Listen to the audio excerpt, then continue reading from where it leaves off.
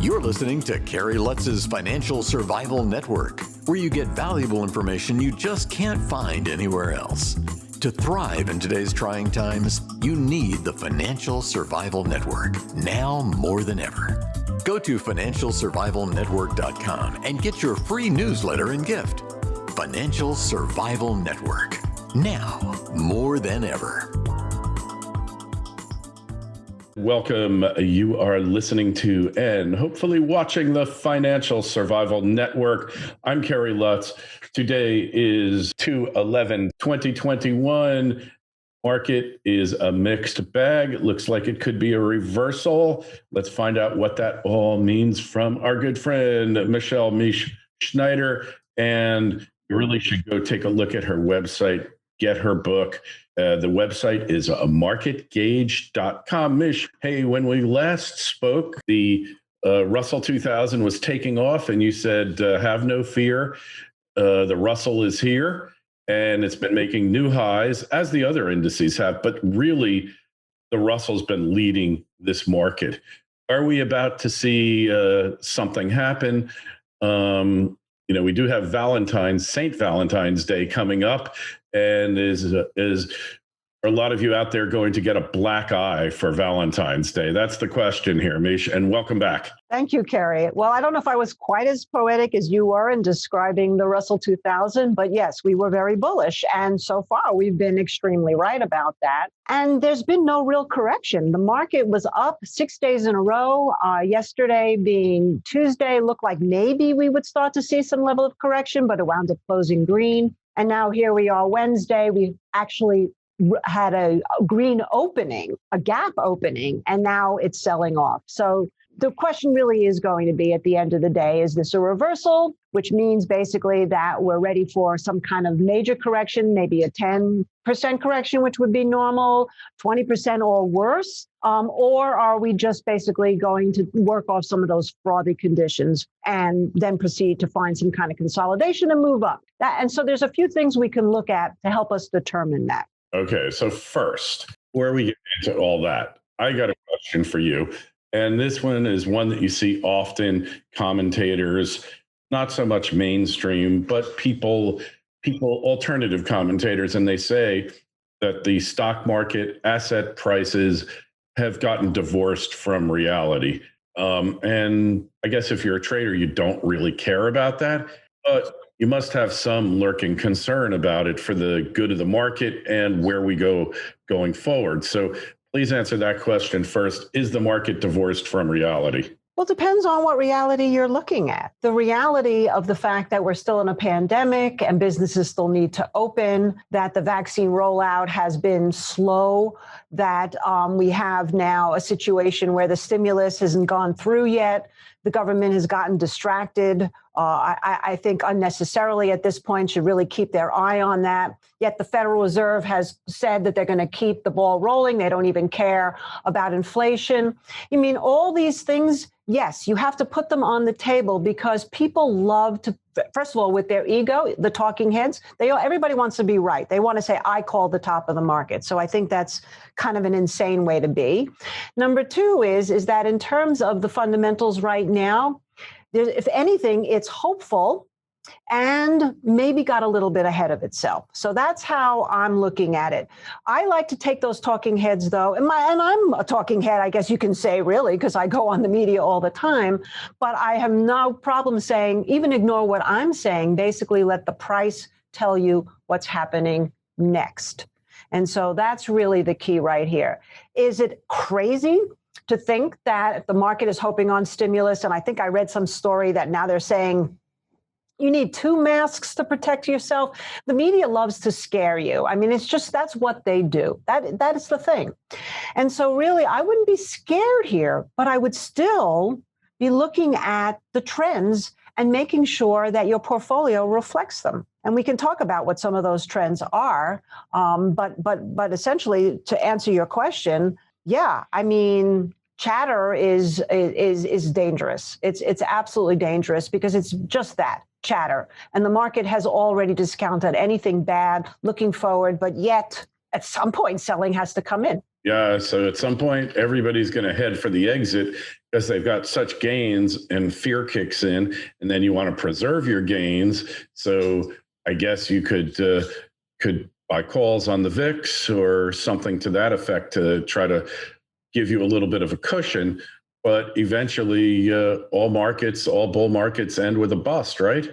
Well, yes, that is true, generally speaking. But to get back to your question on whether or not it's separated from reality, because I think we got a little bit far from that question, is that the also reality here is that we have a whole new string of investors, retail investors, unlike we've ever seen, to my knowledge, in terms of stock market history.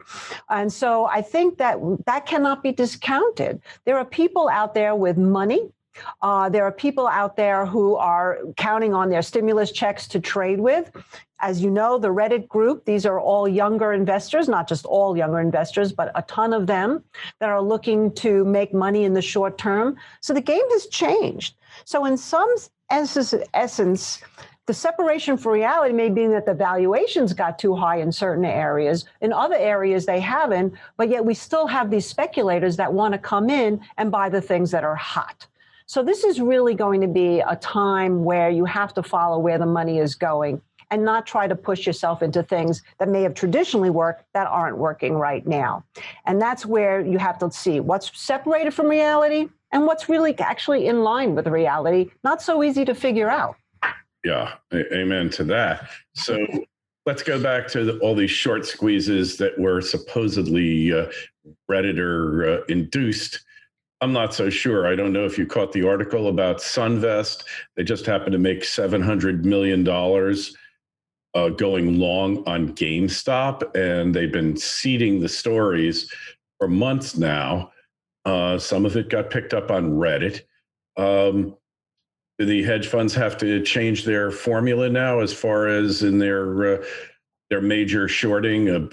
Some might call it abusive shorting. Certainly it's abusive when there's 140% short interest. That's mathematically impossible, but not impossible according to the rules of Wall Street, right? Again, such a complicated question. In terms of the short selling of the hedge funds, that's been going on forever. I mean, that's the way for them to leverage. And we literally have half the number of stocks to trade that we used to. So when you think about that, they don't have a lot of places to go for that leverage. That's why they get heavily short these companies like GameStop. I'm sure you know the story of Piggly Wiggly that happened in 1919. Do you know that story, Kerry? That one predates me by a couple of years. Well, basically, the guy who owned Piggly Wiggly, the hedge funds came in. I mean, really, if you think about it, it is amazing, 100 years ago, and short sold that stock because they thought it's a supermarket chain, and it still exists, by the way. And they went short, and the guy almost went bankrupt. And he figured out that if he got a bunch of investors, because the short float was so high, he could drive the stock price up, which is essentially what he did. And he was actually at the point where he could have paid off all the debt. But instead, the regulators came in, raised the margins tremendously, exactly what they just did with all of this stuff, raised the margins tremendously on buying the shares, and then prohibited you from buying the shares. And what happened to Piggly Wiggly is it fell all the way down, and that was that. So the hedge funds are still basically the institutional investors. They still have the rules on their side. And that's not changing anytime soon. Even with Yellen saying that she's going to investigate short selling, I don't think that's going to go away. I think the bigger things on the table right now in terms of the lessons from GameStop is, can people still have a free market and short squeeze uninhibited? And if the hedge funds are not inhibited, why should the retail investor be inhibited from doing what free market value is? So I'm hoping that stays the same. The other thing that came out of it is the selling of the order flow. Because what these Robinhood traders didn't know was that their order flow was being sold so that the algorithms could trade around them. And that was also messing up with the market a little bit. And that's been going on forever, not just with Robinhood. Most platforms sell the order flow information to the algos. That is something that people are looking into. Controversial. Some people say it's horrible. Some people say it's necessary. So this is all what I think the bigger issues that come out of the GameStop thing. And then the other big issue, which I think is wonderful, is the social media revolution and how you can have over 9 million, I think it's over 10 million people band together through social media, all transparent, and go into the market and invest. So I don't think that's going to go away anytime soon either. All right, so let's just go back to this notion of abusive short selling. We know these hedge funds, all right, they're naked shorting, which is supposedly illegal under U.S. Market rules, but not necessarily under Canadian. But I think there's instances where broker dealers are allowed to naked short. And then you got this anomalous situation of more shares being short. But it's not just that. This reminds me exactly of the CDOs during the mortgage meltdown, where you can go sell all this stuff short and then effectively insure your neighbor's house and then go burn it down. So these hedge funds, they publish extensive research on why GameStop is such a dog and why it has to go bankrupt. All right. So they're busy. They're in the information dissemination business as well. Isn't there a problem with that? Don't just survive, thrive. The Financial Survival Network. Fury Gold Mines is a Canada-focused exploration and development company committed to aggressively growing its scalable, high-grade gold assets with major drill campaigns planned across its 3.5 million ounce portfolio. Fury is led by a management team of proven explorers and developers with a track record of success in advancing and financing project development. Fury Gold Mines is well positioned to create value for investors with low-risk development growth and the potential for a new major discovery. Fury Gold Mines trades on the TSX and NYSE American under the ticker FURY. To learn more, go to furygoldmines.com. That's furygoldmines.com. This is the Financial Survival Network, the information you need to thrive now more than ever. Oh, absolutely. I mean, they ruin people's lives that way. Like that, in case in point, that's why I told you about the Piggly Wiggly. I'll give you another case in point, which had more to do with commodities, and that was during the silver debacle in 1980, when the Hunt brothers were cornering the silver market, buying up the silver prices. It went from 5 to 50, 1,000% move. And next thing you know, margins get raised. Okay, that's perfectly legal. But then the CFTC comes in and says you can't buy silver futures anymore. And the Hunt brothers get wiped out, along with a lot of companies, including the one that I was working for at the time. I lost my seat in the coffee, sugar, cocoa exchange because Conti Commodities went belly up. So yeah, these have an impact to people. Whether you feel sorry for these people or not is irrelevant. It is definitely something that is a concern. But what's interesting, and I haven't verified this, but maybe you've heard about this too. So Michael Burry, the guy who wrote The Big Short, since you just brought up the whole mortgage thing, he apparently had put out months ago that he was buying GameStop long before this whole thing happened, because he did not necessarily think the fundamentals were as bad as being presented by the hedge funds, because he felt that GameStop would actually pivot from retail chain to more online type stuff and join what's happening everywhere. So he started buying the shares. From what I heard,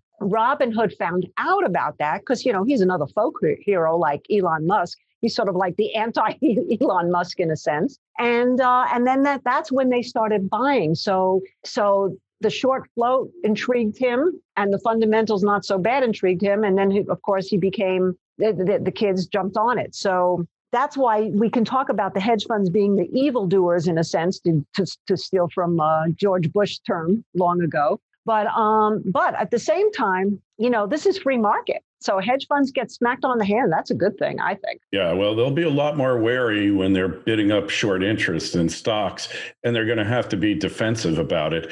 And that is a good thing. And maybe if they get slammed a few more times, the market came to their rescue. The exchange came to their rescue. And who knows, Robinhood said, oh, it wasn't Citadel. The clearinghouse said we needed more collateral.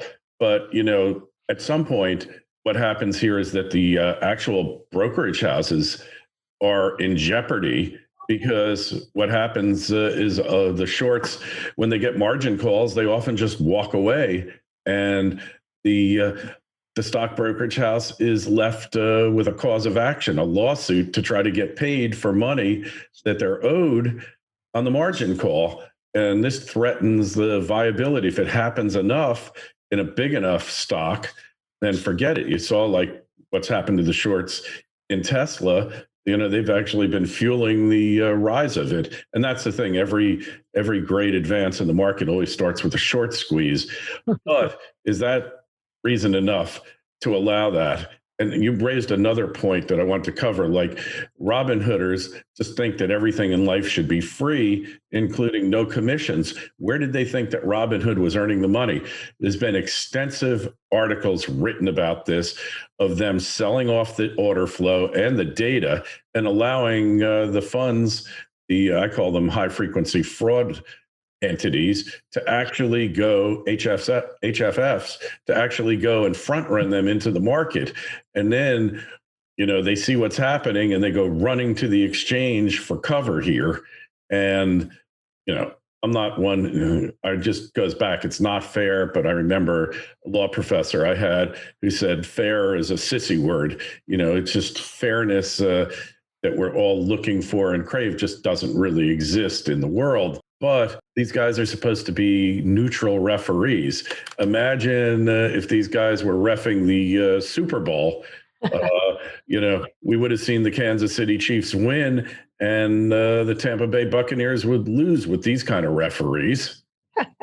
Well, some say that the first half, the referees were really hard on Kansas City. So, but let's go. I'm a trader, right? So, I love these debates and these conversations because they're fantastic. But at the end of the day, I'm going to say, what do we do about all of this? What do we traders do about all of this? How do we make money? I'm all about the making money. And that's what you and I have been talking about now for months. Every time I come on, where's the money? So in terms of this whole thing about short squeeze versus the hedge funds and all of that stuff, getting around the regulators and the selling of the order flow, the bottom line really is this. You have to have some level of a fundamental reason when you're looking at something. For example, Tilray, which also was the focus of the traders this morning, the Reddit traders, the cannabis Tilray, has had some really great news lately. I was actually surprised to find out that it had such a high short float, considering how much it's rallied off of its lows. But essentially, as a trader, we got in at $7.63. It traded up to 67 today. Why? I wasn't thinking, there's a huge short float. I wonder if this will catch the attention of Reddit or Burry or any of the short float squeeze heroes. I was thinking the election is around the corner, because that's when we bought it, right at November 5th, that cannabis was already going legal in many states, that the government, if it went Democrat, had a much more friendlier tone, most likely to cannabis, and that there on the chart, there was a good support level and a good area of risk if I was wrong. And that's how you have to approach all of this stuff. Had I been looking at GameStop when it crossed these moving averages at 20, had I thought, they may be going to a more online sort of situation in the future, I might have bought it, never once thinking about the short squeeze. And so really that's the takeaway, is look at something because fundamentally you can wrap your mind around it, whether it's in a social trend, a political trend, an economic trend, an environmental trend, then have some basic understanding of a chart and where like a basic moving average is, like a 50 or a 200, which is exactly what I cover in my book, so that you know if you're wrong. And then have some idea of how to take profits when you're right. A lot of these kids gave up all their money plus because they were buying it at 400 in GameStop, and they weren't getting out thinking, it'll turn around. So this is really, I think, the thing that comes out of it is what I really felt the best lessons are for the inexperienced trader is have your own plan, regardless of what's going on. You want to have some fun and follow it, a course of a day in and out, that's something else. But if you want to actually be an investor, these are the takeaways. I gotcha. And it makes a lot of sense. Just anyone out there got a question for Mish, why don't you send us an email to kl@kerrylutz.com. Mish, how do we get your book? Oh, well, I love when you ask me that, Kerry. There it is. Plant Your Money Tree, A Guide to Growing Your Wealth. It's available pretty much everywhere, Walmart, Amazon, the Barnes & Noble. But also I wanted to mention something that has changed since the last time you and I talked, and that is it's now on audible.com. So you can actually listen to the book. All right. You got to tell me one of those so I can go get it. I am an audiobook junkie. They used to be a sponsor of the show, Audible. and I've got, I think, 600 of them under my belt in the past, like 8 or 9 years. So a lot of driving. Yeah. Okay. All right. And hey, go over to financialsurvivalnetwork.com. Sign up for our newsletter. Mish, great to speak with you again, as always. And we're going to be following this market because I'm going to ask you the very same question next time. Thank you so much, Kerry. Thanks for listening to Kerry Lutz's Financial Survival Network, your solution to today's trying times. For the latest, go to financialsurvivalnetwork.com. Financial Survival Network, now more than ever.